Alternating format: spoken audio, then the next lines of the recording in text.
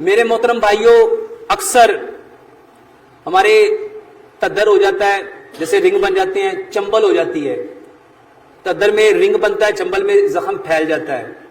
ایسی صورت میں کوئی دوائی مت لو، سمپل کیلا ایک لو، کیلا آدھے سے زیادہ کھا لو، اور جو آخری تھوڑا سا بچے بسم اللہ پڑھو، سورۃ فاتحہ پڑھو یا کیلا لگاؤ، صبح بھی، دوپہر بھی، شام بھی.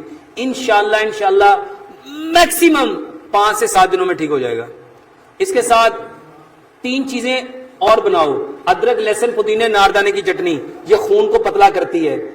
ادرک، لہسن، پودینہ، ناردانہ برابر مقدار میں لو، حسب ذائقہ سبز مرچ اور کالی مرچ ڈال کے چٹنی بنا کے یہ، اور تیسرے نمبر پہ سلاد، یہ بھائی جان لو. اور ہلدی دال چینی والا دودھ جو بتایا ابھی وہ پیو.